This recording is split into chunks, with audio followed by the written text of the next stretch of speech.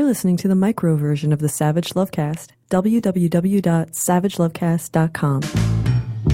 If you're stuck in a relationship quandary, or if you're looking for sexual harmony, well, there's nothing you can't ask on the Savage Lovecast. I didn't know who Jay Shetty was until last week. Had to look him up. Turns out he is an award-winning host, a storyteller, and a viral content creator. I didn't know any of that. And I probably should know who he is, I guess, because he's got 2.3 million followers on Instagram, and I've only got a measly 104,000 followers on Instagram. And the way this social media pecking order is supposed to work, the way the world is supposed to be ordered, those of us with fewer followers are supposed to know the names, at least of them with more followers. Anyway, I found out about award-winning host, storyteller, and content creator Jay Shetty after he posted something to his 2.3 million followers on Instagram, something that prompted dozens of his followers to tag me in. It wasn't a photo, it was an inspirational or motivational quote. Here's what Jay Shetty had to say. A psychology professor said, if you're in love with someone, you won't be interested in someone else. If you are, then you aren't in love. I think people need to see this. I think Jay Shetty needs to add bullshit peddler to his bio. Here's what people need to know. This notion that if you are in love with someone, you won't ever be interested, not even interested in anyone else, that's a lie. It's a dangerous lie. It's a lie that destroys relationships. Happily partnered people in loving relationships can develop interests or crushes on others. They can even catch feelings for others. And if you wait it out, not a problem. But if someone believes a fleeting crush on or interest in another person means they aren't in love with their current partner anymore, they may end a relationship that doesn't need to end, a relationship that shouldn't have ended, a relationship that they will one day regret ending. And if someone who believes this dumb fucking lie realizes that their partner has a fleeting crush on someone else, and they believe that love is some sort of zero-sum game and that their partner's interest in someone else, this crush on a waiter they're never going to see again, means their partner doesn't love them anymore, that person, that dumb, misled person, perhaps a person who follows award-winning host, storyteller, content creator, and bullshit peddler Jay Shetty on Instagram, might conclude that their partner doesn't love them anymore and end a relationship that doesn't need to end, a relationship that shouldn't have ended, a relationship they will one day regret ending. And to be clear, I'm not being a defensive, non-monogamy guy here. This dumb fucking lie Jay Shetty is pushing, it doesn't destroy the relationships of those of us in open and ethically non-monogamous relationships. It destroys the relationships of people in monogamous relationships. Not all of them, just the dumb ones. The kind of dummies who think that an actual psychology professor ever said something so fucking stupid.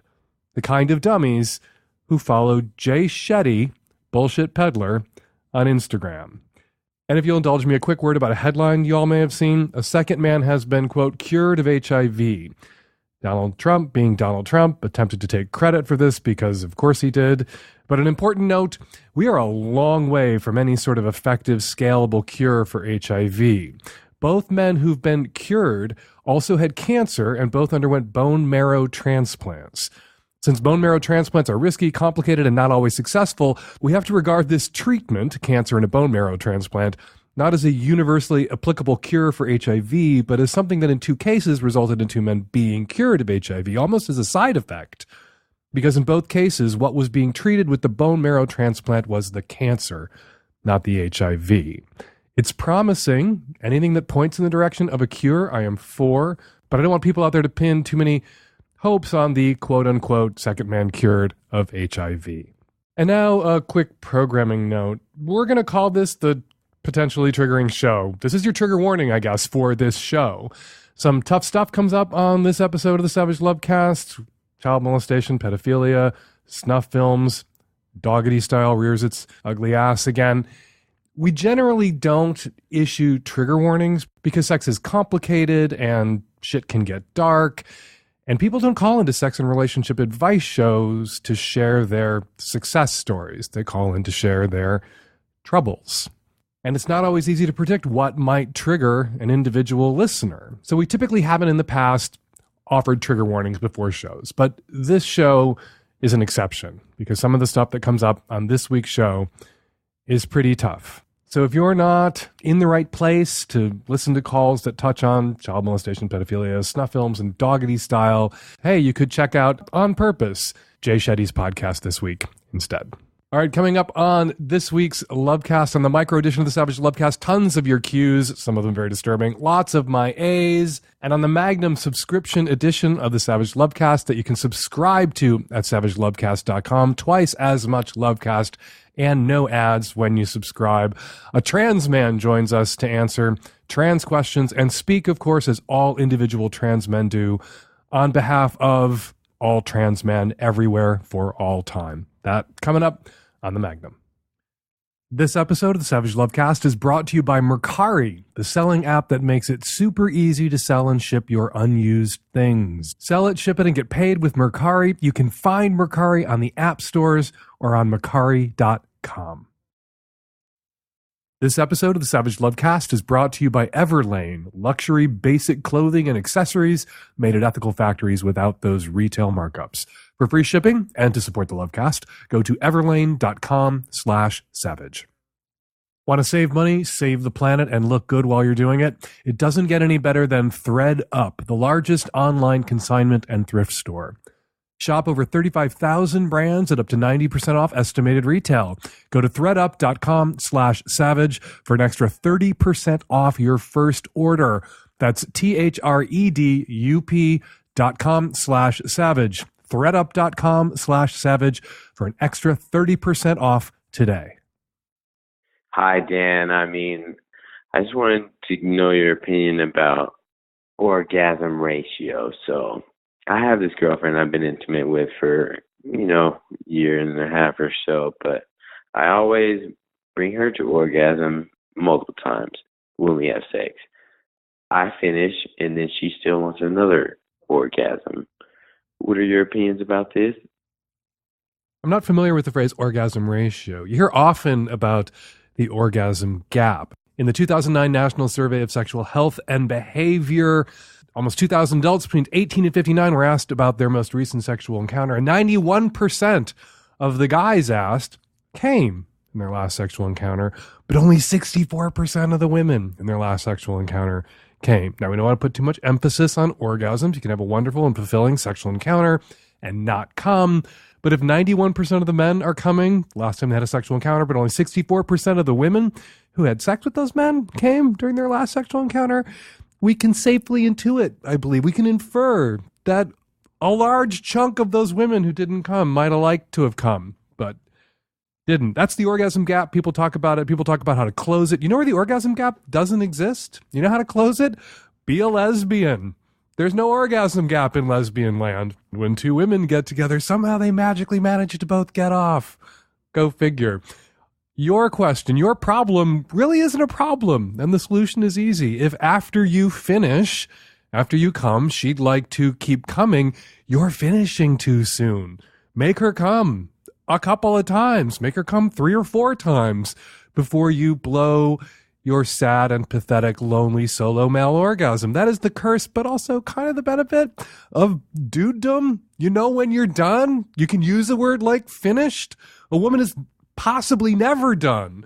The more orgasms a woman has, the more orgasms a woman can have. A woman is potentially sexually insatiable. But dudes, we have one, most of us. There's some dudes out there with a mutation who are multi-orgasmic, but they are exceedingly rare. Slept with a lot of dudes, only slept with one dude like that. If you are not a dude like that, you're going to want to hold your orgasm back until your partner, particularly if your partner is a woman, is satisfied, until she is finished. And then you finish. That is the patently obvious solution to your non-problem. G'day Dan, 31-year-old cis gay guy from Australia here. I've got a question for you about fucking my boyfriend. Our sex life is amazing. We have off-the-charts chemistry, and we just seem to fit together perfectly well, except for when we try for doggy style. When we try that, I can get about 90% of the way in, but then it just seems like my dick hits a wall inside of him, which causes him pain, and I need to stop straight away. It is possible to continue, but I then just need to be really, slow and deliberate about my strokes in order to not cause him any more pain. And I'm happy to do that, but it is kind of the opposite of what we both enjoy about doggy style, which is that free, unrestricted, just powerful humping. My dick's pretty big, but honestly nothing to write home about. And I've seen much bigger penises and objects go into rectums in porn all the time. This is the only position that causes these issues. If he's riding on top of me or we're doing missionary, the angles are just different and it's fine. Now, our relationship is open, so if I'm desperate to do this kind of humping, I'm free to go out and find it. But honestly, I'd prefer to be able to do it with the man that I love. So what can you recommend here, Dan? Are there any kind of pro-varsity Ivy League level Kegels he can practice that might help? Or am I just going to have to go in for dick shortening surgery? Saying I've seen people do it like this in porn is kind of like saying I've seen people fly through the air at the circus. It's not a standard, what you've seen people do at the circus or what you've seen people do at porn, by which you should measure what you're able to do in regular life. Most regular people who aren't in the circus can't fly through the air, and most regular people who aren't the, circus performers in porn can't get those giant toys in their ass without hurting themselves. So don't look at your boyfriend and don't look at this one sex act, doggity style, that you guys can't quite do and think that there's something wrong here or there's even a solution to, quote unquote, this problem. This is just a position that because of the angle of your dick and the angles of his insides doesn't work for you guys. So when it comes to anal sex within your relationship, doggity style is off the menu. Now there are some toys out there that you could get that might help, that basically shorten your dick. Kind of think of a big, fat, flared cock ring that you don't wear behind your balls, you just wear at the bottom of your shaft, that would essentially shorten your cock, make it impossible for you to get the whole thing in there. And you could wear one of those toys and essentially shorten your dick, and then maybe you can pound his ass with the abandon that you would like to pound his ass with when you're doing doggy style sex. That might work. But you know what also works? All the other positions that you guys have anal sex in, where it works, where the angles all align in such a way that you're able to be all the way in, all the way out, all the way back in, and he's able to enjoy the pounding that you're giving him in comfort. Used clothing stores are a fantastic way to reduce waste in this country, and you can find some amazing deals. But actually getting into them, going to them, that can be unpleasant. That's why I am psyched about ThreadUp. With ThreadUp, you save money, you save the planet, you get some sweet threads, all from the comfort of your own computer. ThreadUp is the largest online consignment and thrift store where you can shop for high-quality pieces for up to 90% off estimated retail. They have over 35,000 brands ranging from Gap to Gucci. You can find a Coach purse for $10, Anthropologie dress for $6, and Lululemon tank for $10. Plus, if you go to threadup.com/savage today, you will get an extra 30% off your first order. Instead of digging through clothing racks, instead of competing with other pickers, ThreadUp provides the comfort of shopping online with the insane deals of thrifting. It's super easy and fun to shop. You can save your sizes and favorite brands and filter for exactly what you want. They have so many cute things and add thousands of new items every day. Look good and do good this year with ThreadUp. Go to threadup.com/savage for an extra 30% off your first order. That's ThreadUp.com/savage. ThreadUp.com/savage for an extra 30% off today. Terms apply. Hi, Dan. Calling about the guy I just started dating. It's been a few months now, and things are going pretty well. I would have said a few months ago they were going even better when we had just started seeing each other. But he is really sensitive, which isn't a bad thing at all. I told him numerous times that I liked how open he was emotionally and that he was able to communicate with me because it's something I haven't had in my previous relationships. But lately it's gotten really, really intense to the point where we can't actually communicate anymore because he gets so overwhelmed and he often cries when we're just having a normal conversation. So it's gotten to a point where it honestly is turning me off, and it makes me feel really bad because I am happy he feels comfortable enough to be open with me, but it's gotten to a point where I'm not so into the relationship anymore. It's lacking a sort of like confidence that I used to find sexy. So I don't really know what to do about this. I've tried vocalizing it, but I don't want to emasculate him in any way or make him feel bad for being emotional. But it's gotten to a point where we can't really talk because I'm afraid I'm going to make him cry, and that makes me uncomfortable. And then I'm not really in the mood to have any sort of intimacy afterwards because I feel like I'm the one carrying the brunt of the communication in the relationship. Again, it's super new, and I feel like maybe this is just the sign that I should walk away. But there are certain things that really work for me about him, so just wondering what your advice is on that. It's super new, but sounds super annoying, and you have my permission, you have my blessing to terminate this relationship, to end it. You're in the early, very early stages of dating this person, and he has a personality trait that you probably can't reach into his motherboard and tear out of him. And this personality trait that he weeps easily and often, so much so that you're afraid to converse with him lest you set him off. And this personality trait makes you not want to fuck him. So yeah, that is a fatal flaw. You've discovered early in the dating process a disqualifying character trait, and you are allowed, for that reason and that reason only, to pull the plug. And yeah, we all want people who are in touch with their emotions, who can access them, but we don't want to be with someone who's just a rolling, tumbling, weeping mess at all times.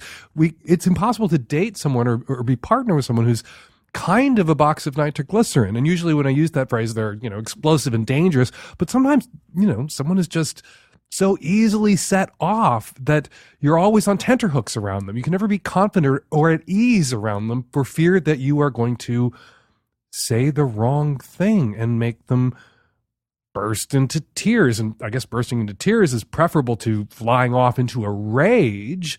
But the way that can make you feel, that hesitancy, that insecurity, you're not in the same danger that somebody with a violently ragey partner is, but you're also never at ease in the same way that someone with a violently ragey partner is. And you're allowed to leave that person for making you feel uncomfortable and awkward and insecure at all times, because you never know when they're going to burst into tears because you said, "What's for dinner?" the wrong way. So yeah, go. You have my permission to leave. You have my permission to give this dude something real to cry about. Is your home like mine? Is it cluttered with stuff you do not use anymore? Clothes and shoes you don't wear, taking up valuable closet space, old phones hiding in a drawer, toys and games that the kids aren't interested in anymore. Let me tell you about an app you can use to sell this stuff. It's called Mercari. Mercari is a selling app that makes it fast and easy to sell almost anything, and it's really simple to use. You take a few pics of your stuff, you add a description, and boom, your item is listed. Then once it's sold, Mercari emails you a shipping label, and you just slap it on and send it off. No meetups, no hassles. The Mercari app has over 300,000 reviews on the App Store with an average 4.8 star rating, so why not give it a try? With millions of people using the Mercari app in all 50 states, stuff is really selling, and you can sell your stuff. Everything from fashion to electronics to toys to sporting goods. Not only can you earn a few extra dollars, but you'll clear up valuable space in your home. So don't let the stuff that's laying around that you don't use anymore go to waste. Sell it, ship it, and get paid with Mercari. You can find Mercari on the app stores or on Mercari.com. That's Mercari, Mercari.com, the selling app. Hi, Dan. I'm a 24-year-old female living in the Southeast. I was molested by my uncle when I was about 6 years old, and it really messed me up, and I was suicidal for a long time, but I've gone to therapy, and things are a lot better now.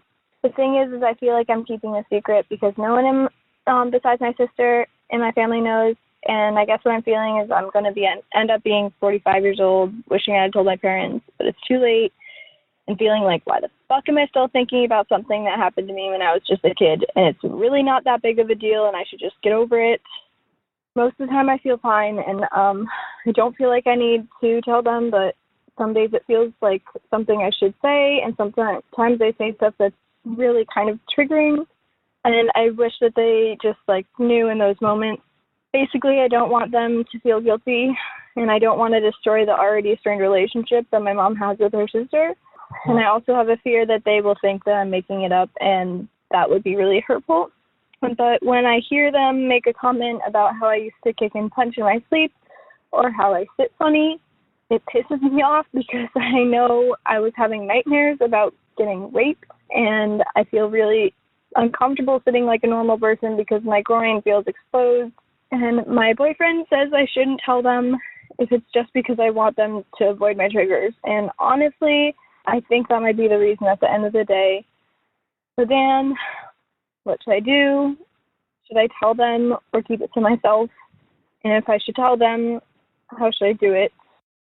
There are definitely risks in telling your parents about what your uncle did to you. Your parents could react in a way that hurts you, that traumatizes you. And their reaction, if it is inadequate or insensitive or unloving, could really harm your relationship with your parents. But keeping the secret, bearing this burden, is harming your relationship with your parents.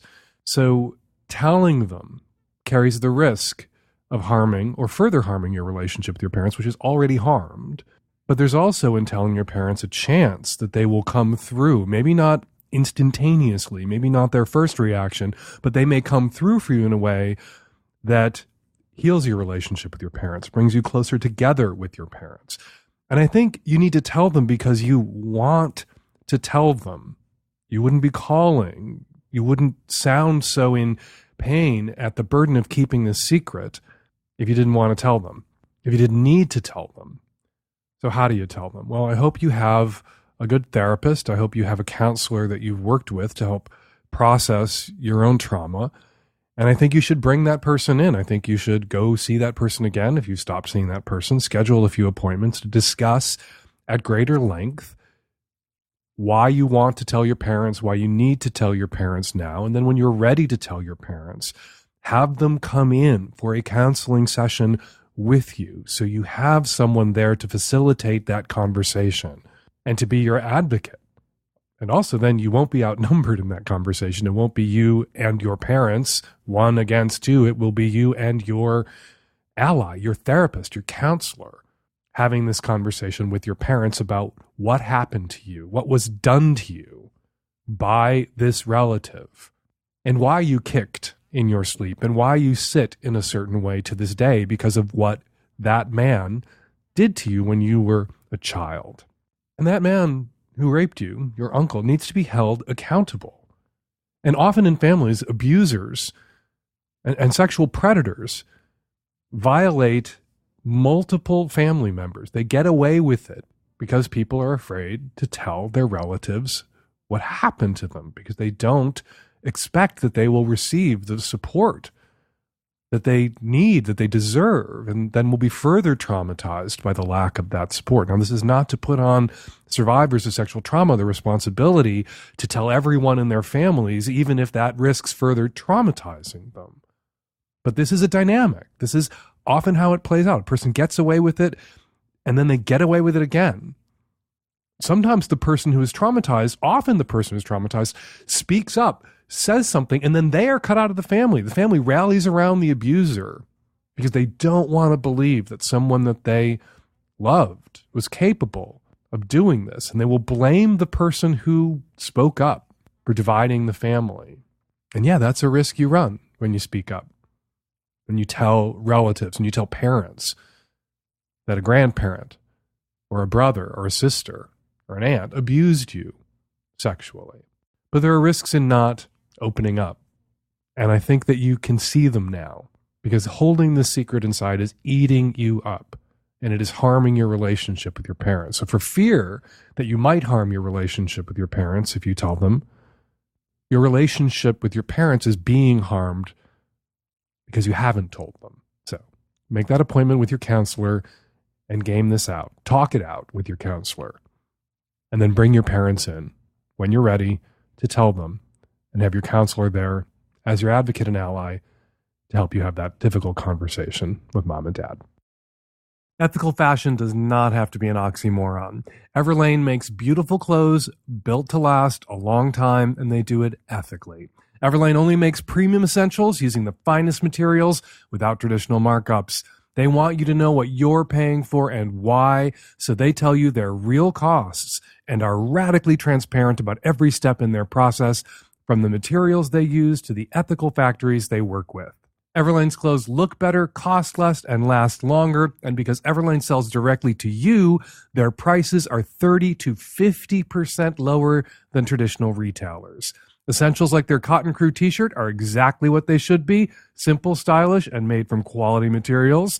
Men should check out their quality cotton basics, premium Japanese denim, the perfectly fit Oxford shirts, and outerwear made from recycled water bottles. Nancy loves this. Recycle those water bottles. Make gorgeous clothes out of them. So right now, you can check out our personalized collection at everlane.com/savage. Plus, you'll get free shipping on your first order.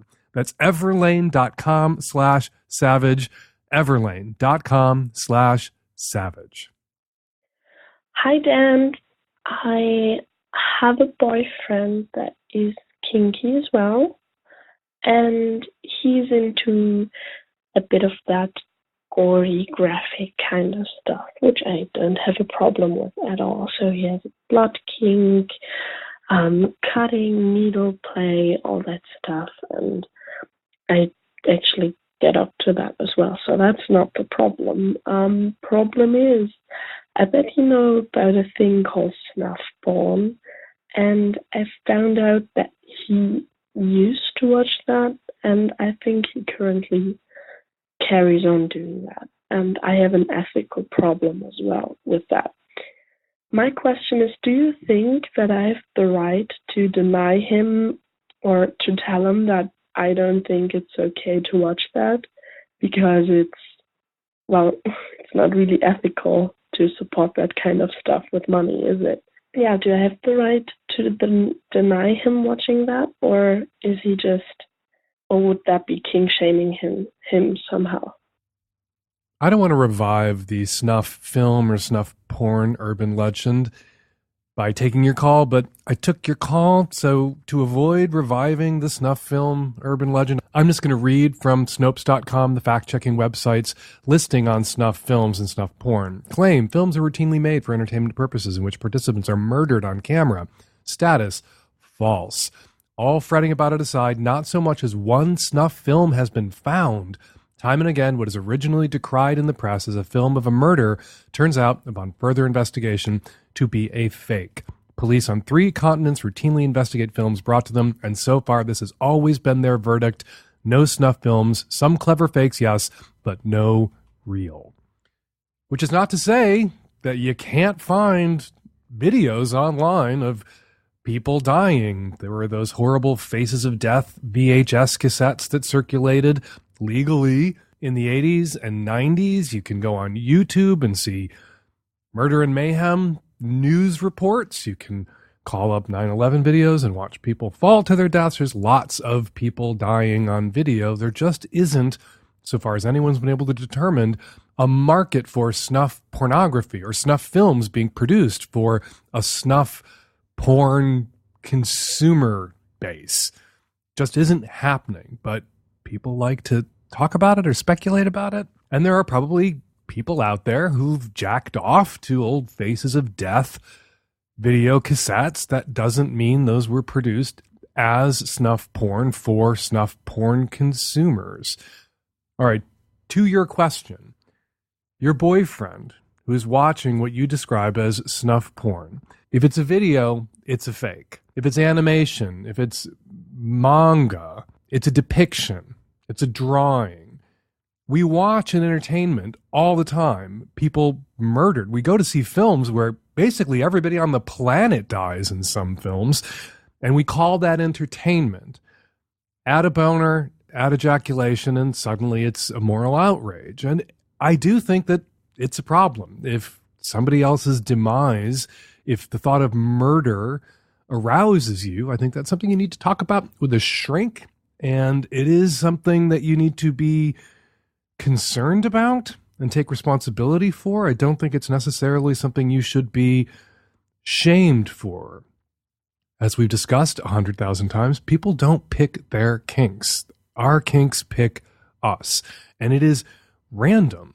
It's almost like they're randomly assigned. Some stimuli in the environment that we're exposed to pre-puberty, our brain latches onto it. It gets funneled into our erotic imagination, and it is locked into place, and there is nothing we can do about it. It is not a conscious choice. There's nothing we can do about having the kink. We can do all sorts of things about ethically and responsibly expressing or fulfilling or acting on that kink. Now, there's some kinks, there's some desires that can never be acted on morally or ethically, except through fantasy and or role play.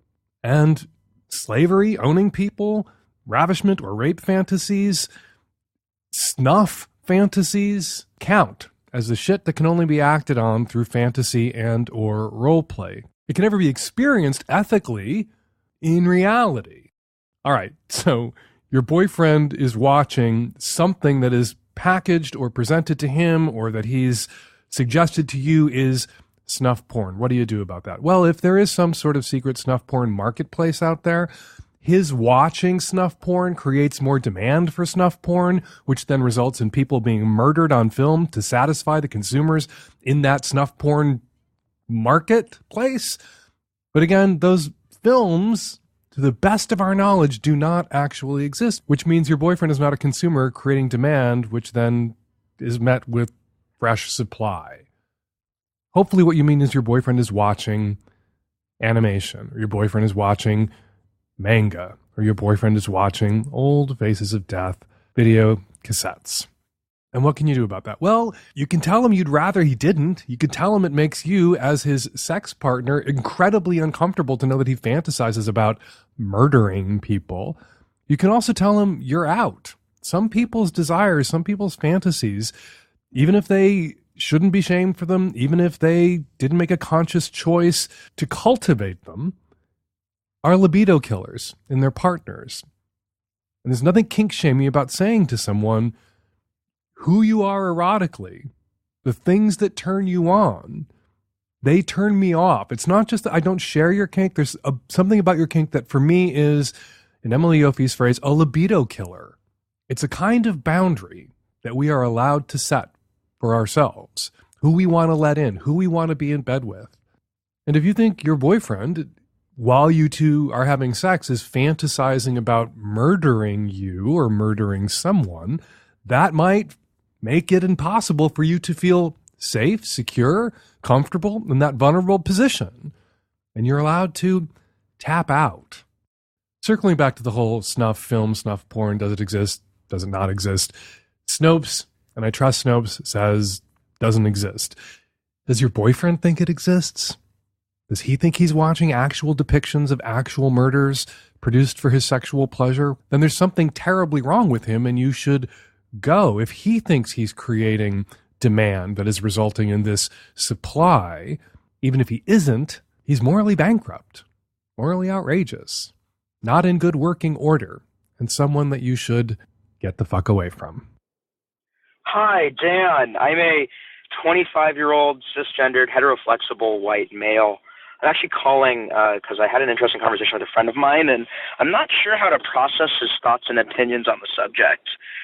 We were talking and kind of having a debate around incest, him being a strong advocate for it, and me being a strong advocate against incest, especially when power dynamics are involved, which I think it's impossible to not have power dynamics involved. Separate conversation. What's going on here, though, is I kind of pressed him on. We've had this discussion for 6 months to a year. He's my age again, 25-year-old, straight, white male. And I asked him where this came from. And he, after some pressing, he finally told me that he has feelings for his 16-year-old cousin that he's about 9 years older than, which was not too shocking. I understand that, especially with kind of post-pubescent teenagers, some men might find them attractive. What was a little shocking to me, though, was that he said that he's had these feelings for the past, 10 years or so, and that he noticed when he was in his teens and she was about 6 or 7, that she, as well as other young children, would, pay extra attention to him. And oftentimes that extra attention to him, he took it and interpreted that extra attention from a younger age, around 15, 16 or so, as sexual attention. And then he's felt this way from both his, younger cousin when she was 6, and then he was 15. and that he's also noticed this, that oftentimes now in his mid-20s, younger children often have more attraction to him than other adults, and he describes it as, interprets it as sexual attraction. I was very shocked when I heard this. I personally don't think most men and women define attention from children as sexual in its nature. What was somewhat reassuring is he, again, reiterated that he would never act on any of these feelings, and that he doesn't truly believe that children are sexually attracted to him, but at the same time he described kind of this attention as sexual in nature. So I guess I'm kind of at a loss here about what to do. I kind of just made sure that he wasn't going to act and kind of sexually make advances or any type of advances on children, but it was somewhat alarming to hear that he views children's attention to him as sexual in nature. So I guess I'm just kind of hoping for a very quick and easy answer of, hey, you're in your own head about this. If this is a weird thing, sex is weird. But if not, I was hoping maybe you could kind of talk through if there are any steps at all that I should take, or just kind of be like, this is a little yicky, and I kind of avoid him in this instance. We are social animals, and we need human contact, and we need physical contact to be sane, to be healthy. And children need that kind of physical contact as well, and they will seek it out. And they don't always or exclusively seek out that kind of physical contact from their parents or their siblings. And I'm talking about non-sensual, non-erotic physical contact, just closeness, just touch, a kind of intimacy. Children will sometimes seek that out from more distant relatives, from, say, cousins, or from family friends.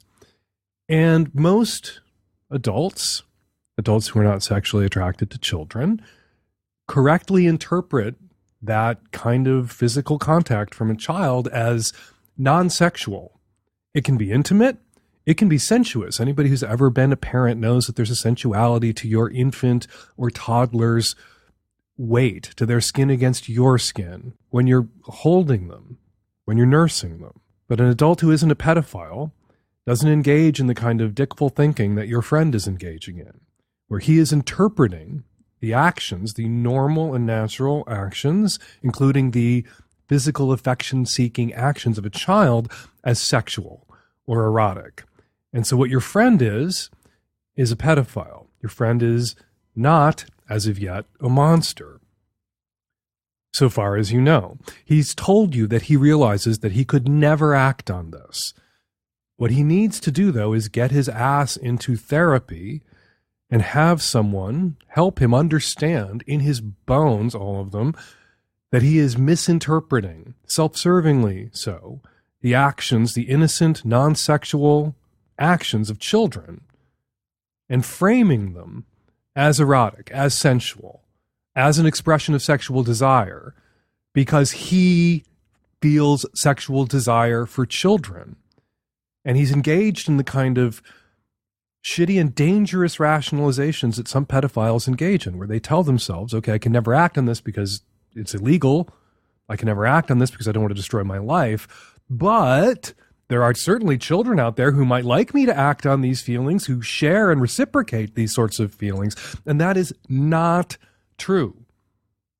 That is a lie that pedophiles, in the absence of good therapy and good interventions, which are difficult for many pedophiles to get because they can be reported if they ask for help, will tell themselves and endanger themselves by telling themselves those stories. So you need to say to your friend, nobody chooses to be a pedophile. The best and most current research shows that this is akin to, adjacent to, the same chunks of the brain are engaged here, that this is like a sexual orientation, and like a sexual orientation, it is not a conscious or active choice. For a pedophile, however, it is a burden, and it is a lifelong burden, and it is a curse, because it is not a sexual desire that can ever be acted on. It is not a sexual desire that can ever be consummated. And there is a distinction to be made between pedophiles and child molesters. We don't have great data on who is and isn't a pedophile, so it's difficult to say what percentage of pedophiles act on their desires. But it's safe to say that many, if not most, pedophiles never act on their desires. They never offend. They never cross that line and molest or rape a child. And not all people who've molested children are pedophiles, as bizarre as that sounds to say. And your friend needs to get it through his head that when he looks at the innocent, if physical affection-seeking actions of children and interprets those actions as erotic, as a pass being made at him, that is his dick telling him what his dick wants the rest of him to believe, and he cannot, because he is a pedophile, because he has this burden, this curse, he can never trust his dick. Ever.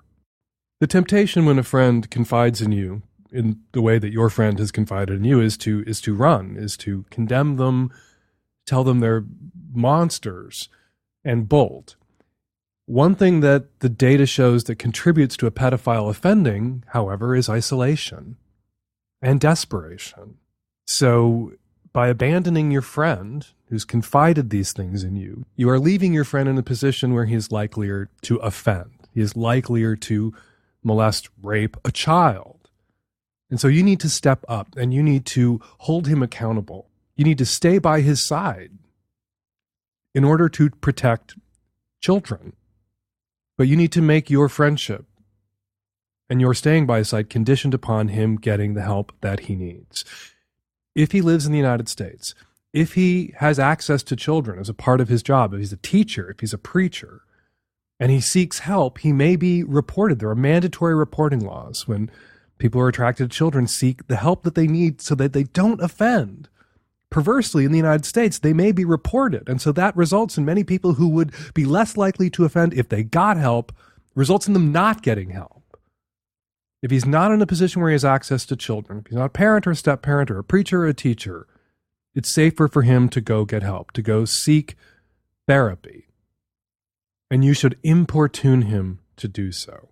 You should impress upon him that it's not just to protect all the children of the world that he needs to go get help, but to protect himself as well. Because the life of a pedophile who offended, the life of a pedophile who crossed that line and went from pedophile to child rapist is not a pleasant one. And his dick won't be there to tell him a new story then that makes it better. His dick won't be able to rationalize away the rest of his life in prison because he went from attracted to children to raping children, because he went from pedophile to child molester. As for the incest conversations, which we didn't even talk about, oh my God, cousins can get married in 25 states, cousins can get married in Europe and Canada, Australia. To be attracted to a cousin, Franklin Delano Roosevelt married a cousin, Charles Darwin married a cousin. To be attracted to a cousin doesn't necessarily mean that you're talking about incest necessarily. It's closer than most people are comfortable with. A closer familial relationship than most people are comfortable eroticizing. But it's not a crime to be into your cousin. It is a red flag. It is a warning. It is a problem if you are attracted to a 7, 8, 9-year-old cousin who is now 16 and that you may have been grooming all of their life for the opportunity to act on that attraction after they reach the age of consent. That is a problem. That is something else your friend needs to discuss with a therapist. And considering the origins of your friend's attraction to his cousin, it's not an attraction that he can or should ever act on. Charles Darwin and Franklin Delano Roosevelt notwithstanding. Hi, I just started listening to your podcast after reading you online for a few years, and what struck me was this expression called dickful thinking. It's funny. I had this girl come by. I happened to play the band, and this woman who was sort of friendly with came by, and I invited a bunch of people, but she was the only one who came out, and she took a bunch of pictures and shot some video, of which I'm very grateful for.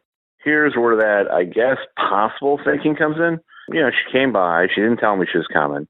She had a friend of hers, a guy, driver, but then, you know, she also gave out, like, her number to me to text, I guess, and then she also, you know, kind of was flirty with me all through the evening. But, you know, I was also paying attention to, like, her friend, and I knew the guy kind of casually as a musician.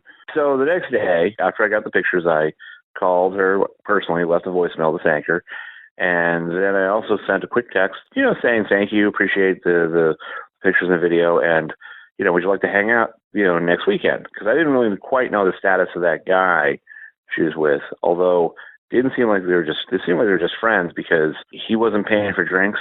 I bought her a drink to show appreciation in that moment, but it didn't seem like they were boyfriend or girlfriend. So was it dickful thinking to think that she really wants to go out with me because she took, she sort of showed up last minute and took a bunch of pictures, or is it not? I mean, she did answer me and say, well, next weekend, I'm not sure. I'd love to hang out with you sometime, but not next weekend. I got stuff going on with family. Very kind of casual, soft rejection. I don't feel bad, but at the same time, I don't know if I should just be cool and hang back for a few weeks or just not bother at all and just let's see what happens.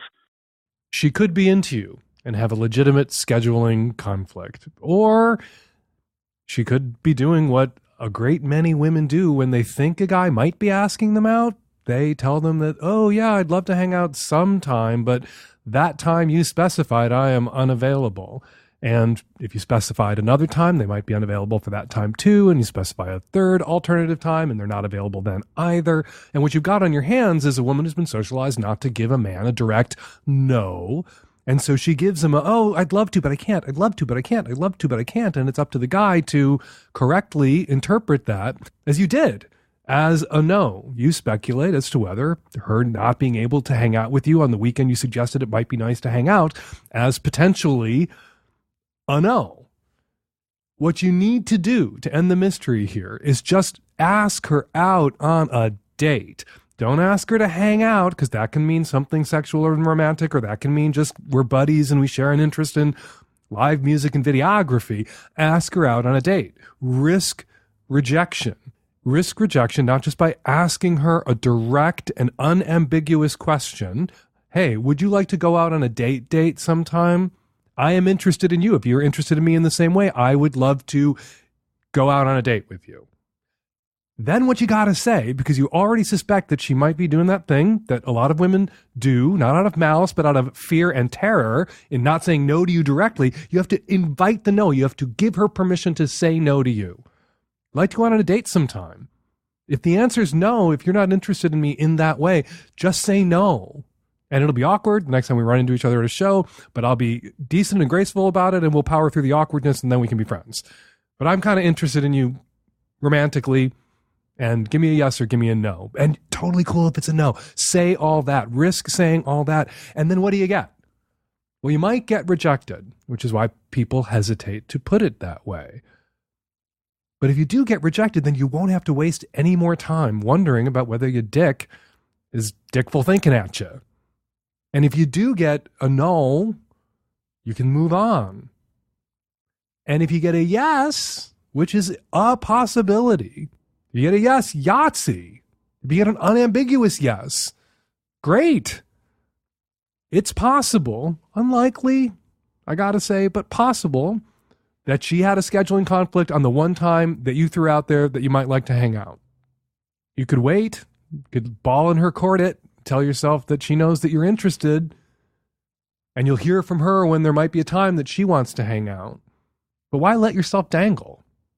Ask the direct question. Tell the person you asked the direct question of that you can hear a no and not be a dick about it. And then you'll get a direct answer. Let's do the tweets. Rita Vita tweets, hashtag Savage Lovecast. Your response, Dan Savage, about the teeth, about the man with the rotting teeth, was hashtag classist and hashtag ableist. Don't propagate the idea that bad teeth indicate bad judgment. It can be the result of illness or genetic conditions and or a lack of decent dental coverage. Good points all. Thomas Carver tweets, at Fake Dan Savage, hashtag Savage Lovecast. Yes, tell the truth about the dude's teeth. I had a boyfriend when I was in college who told me the truth about my personal flaws when he broke up with me.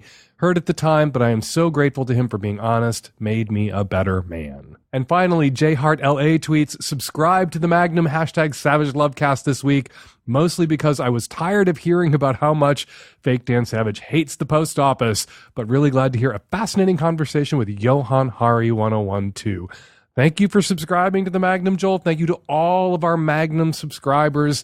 We appreciate your support so much. And now, your response calls. Hi, this is a comment for the caller in the last episode who was feeling a little crazy because she had total enamored with her boyfriend, madly in love, talking about their future all the time, and then she felt like when they finally did have sex, he pulled back a little bit. I just wanted to share my experience about this. I had a total madly in love, crazy honeymoon period with my boyfriend for the first 2-3 months. And then when it did kind of slow down, I had a similar freak out and was like, do you feel differently about me? Have things changed? Was that all a fantasy and now real life is hitting and we don't have the same magical love that we once had or whatever? And he just was able to express to me, no, his feelings hadn't changed. If anything, they had deepened. But what had worn off was just that incessant need to express them. So it might be comforting for her to hear that maybe that's what's going on with her boyfriend, that he's expressed it. And then now that he's been with her for a little while, he feels more comfortable just sitting in the moment. And that panicky need to talk about marriage and the future and kids has kind of worn off. And now they're settling into just the reality of being in love and being together. Hi there. I'm calling in response to episode 645 and Dan's advice to the guy whose girlfriend seems to be a pillow princess. Where, Dan, you really fell short in your advice is not mentioning the campsite rule. If this woman is really not responding physically, then she probably has some other stuff going on. I don't know if you, the caller, had talked with her about whether she's been a victim of sexual assault or not, as many women have, but that could be a factor. And, maybe she just, she's in a place where she's really commodifying her body and really not able to be present with you. So, yes, you should not date her, but also try and take some time and energy to support her in growing to be a more engaged sexual being. Hi, I was just calling about the guy with the bad teeth, the girl wanting to dump him. I would say, having been in this situation myself, I would say you should tell him, people want to know the real reason. Having bad teeth is not having something that you can't change. You can change your teeth. It might be expensive, but you can change them. So saying, hey, I don't want to date you because their teeth are really bad and distracting and I'm sorry, but that's how I feel, is something that he can work on in the future for future relationships so that he can be happy with a nice person. Before we leave it there, I want to let you know we have some live shows coming up. Savage Love Live in Portland, Oregon on Friday, March 15th, and Savage Love Live in Vancouver, British Columbia at the Vancouver Playhouse on Saturday, March 23rd. We also have upcoming appearances in Seattle, Denver, San Francisco, Chicago, Madison, Minneapolis, Toronto, Canada, and Somerville, Massachusetts. And Stormy Daniels will be joining us at the San Francisco live show on June 7th. Go to savagelovecast.com/events for tickets. And if you're in the ticket buying mood, also swing by humpfilmfest.com and get tickets for the Hump Tour. Hump, my dirty little porn film festival, is coming to a theater near you soon. Go to humpfilmfest.com for locations and times. All right, we're going to leave it there. 206-302-2064. That's the number here at the Savage Lovecast. If you'd like to record a question or a comment for a future show, give us a buzz, 206-302-2064. And a word about your comments. We get so many more calls with comments than we can possibly play on the show, but we listen to each and every one of them, and we really appreciate all of your feedback. Follow me on Twitter at FakeDanSavage. Follow Hump on Twitter at HumpFilmFest. The Savage Lovecast is produced every week by Nancy Hartunian and me and the tech-savvy at-risk youth and Nancy. We'll all be back at you next week for another installment of the Savage Lovecast. Thanks for downloading.